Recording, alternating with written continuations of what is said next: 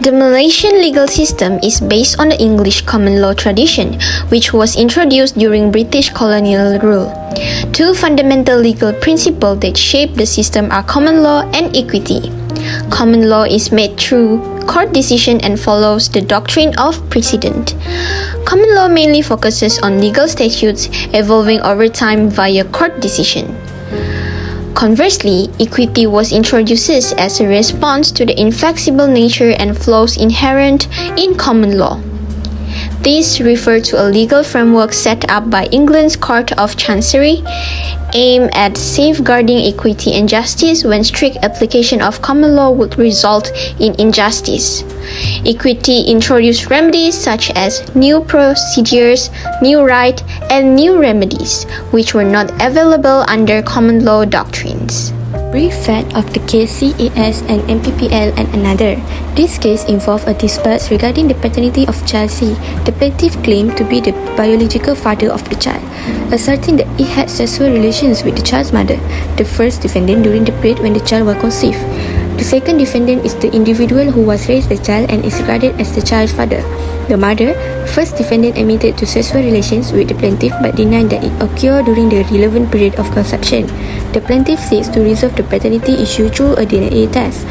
However, the second defendant opposed the request, arguing that the child has been raised as his own and that such a test would disrupt the family structure. The court was asked to determine whether it had authority to order a DNA test to establish the biological father of the child, and if so, whether such an order should be made in the best interest of the child. The issue of this case is whether this court has the power to order a DNA test on the child to determine whether the plaintiff is the biological father of the child, and if so, ought such an order be made. Decision for the issue, the court held that it does have the authority to order a DNA test to determine the biological father of the child. This decision was based on the inherent jurisdiction of the court to make such an order, which is derived from the common law of England as applied in Malaysia. The court further clarified that such an order is permissible under the Civil Law Act 1956, which allows the court to apply English common law unless it is inconsistent with local statutes. The court also held that it will be in the best interest of the child to proceed with the DNA test, as the child has right to know their biological parentage. The decision was made after considering the child's welfare and the principle that knowing one's biological origin is fundamental to the child's identity and well-being. Hello everyone, I'm Divya and I would like to continue the next part of the case. So let's look at the ratio of the case. The court held that it had the jurisdiction to order a DNA test based on the common law of England, as the law in Malaysia has incorporated English common law through the Civil Law Act 1956.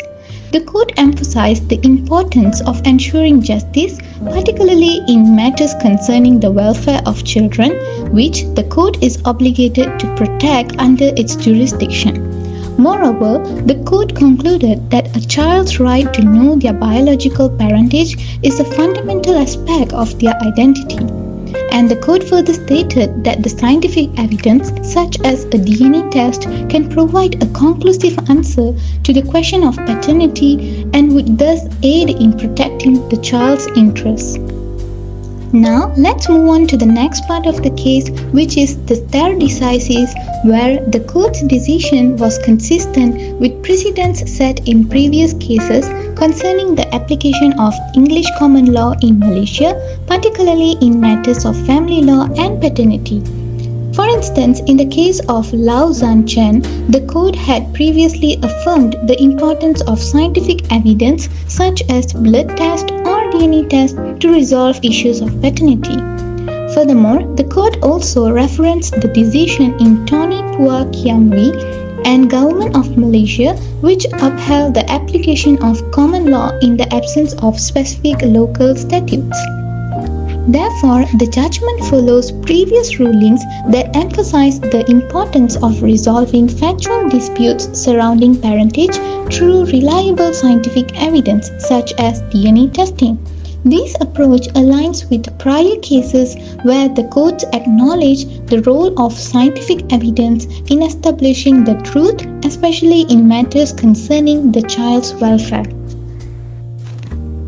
As for the overall judgment, the court ruled that it had the jurisdiction to order a DNA test based on English common law principle applied in Malaysia.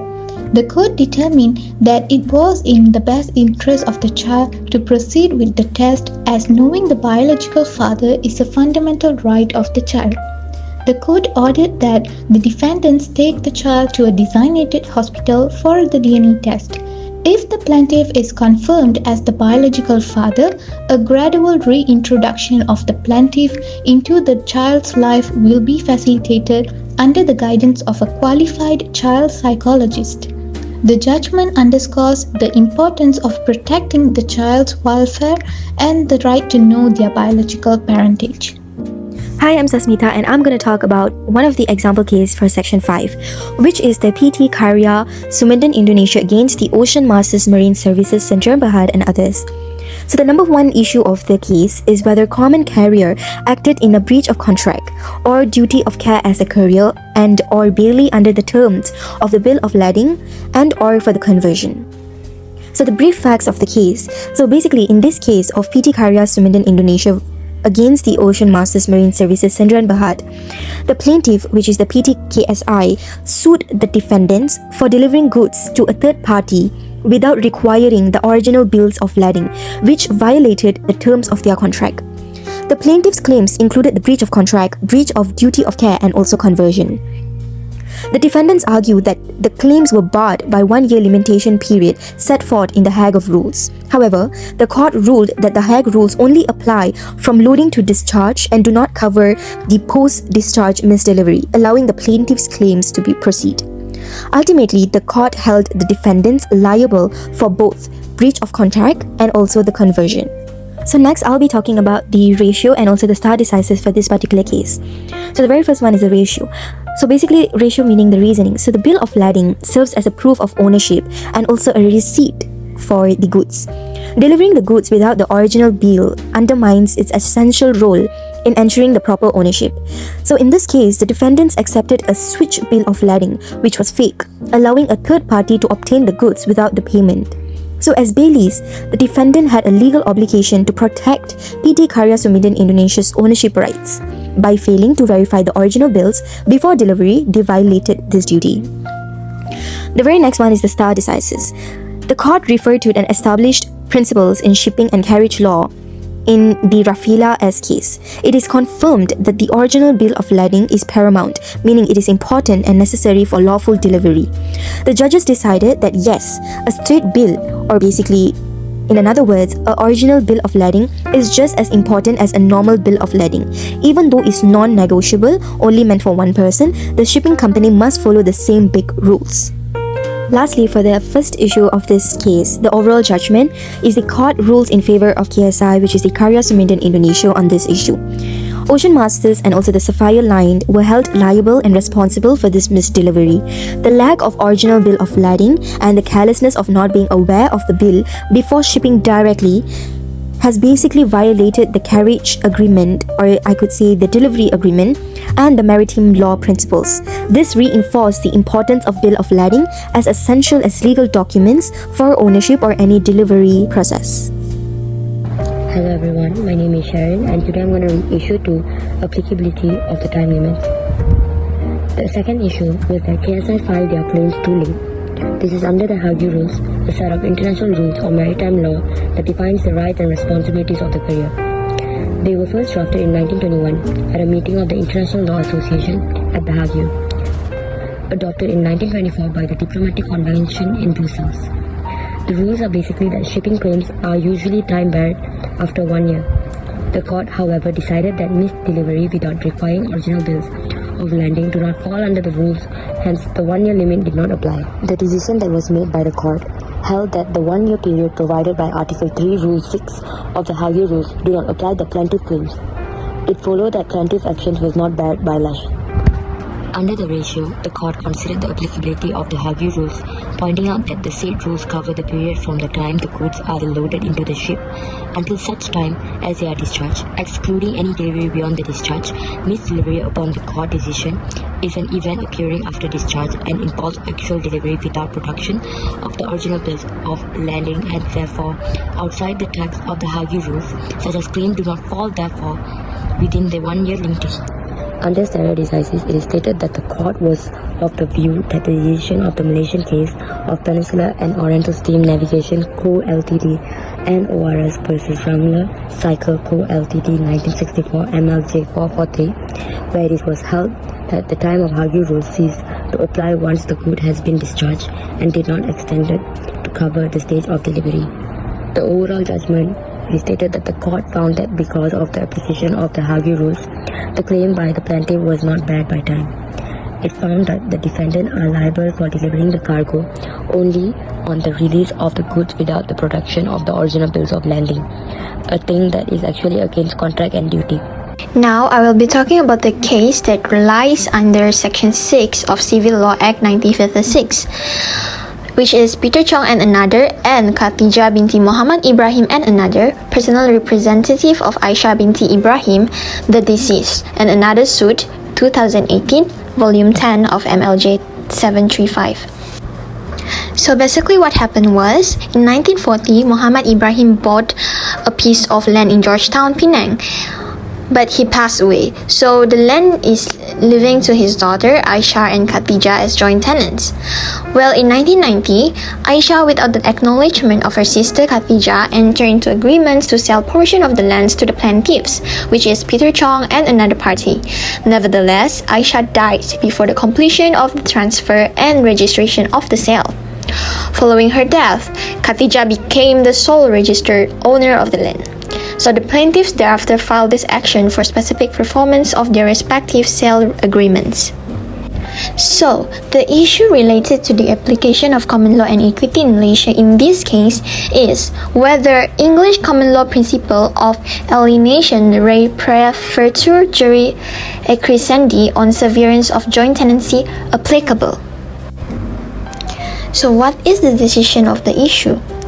The court held that the English common law principle of alienation re praefertur juri accrescendi on severance of joint tenancy relied by the plaintiff was inapplicable because this principle wasn't embodied in the aforesaid ordinances. This position remains unchanged by their successor statutes, to wit the National Land Code, the Code and the National Land Code of Penang and Malacca Titles Act 1963, as well as Section 6 of the Civil Law Act 1956. The ratio decidendi of this case is the judge held that the English common law principle of alienation re praefertur juri accrescendi does not necessarily apply in Malaysia upon an application unless the said principle is expressly provided for or comes within the ambit of a local statutory framework. Under the National Land Code, a joint tenancy operates with right of a survivorship, and no unilateral act such as an agreement to sell can amount to severance unless the transfer is legally complete. There must be an unequivocal act like registration or execution of a transfer to constitute severance and a tenancy in common out of joint tenancy. The unilateral act of Aisyah entering into sale and purchase agreements with the plaintiffs did not amount to severance because she did not take formal steps to divest and sever her interest from joint tenancy by the act of partition of the land and thereafter registration in names of the plaintiffs of their portion of the land. Furthermore, there was no consent to the same by Khatijah. There were also no records that the director of the land and mines recognized that severance of the joint tenancy had been made to the title of the land. So now, the stare decisis is the court has applied the well-settled principles under Malaysian property law where the statutory framework of the National Land Code takes precedence over the English common law principles unless expressed to apply. This decision is in line with the precedents emphasizing the statutory operation of joint tenancy, such as those reinforcing the right of survivorship. Overall judgment, it decided in favor of Khatijah that upon the operation of the right of survivorship in joint tenancy, she became the sole registered owner of the land. The sale agreements entered into by Aisyah were held to be inoperative since they cannot unilaterally sever the joint tenancy. Hence, the plaintiffs were not entitled to specific performance of the sale agreements. In conclusion, we learn how courts apply legal principle in real situation. It helps us understand the importance of precedent in ensuring consistency and how equity provides fair solution when common law is too rigid.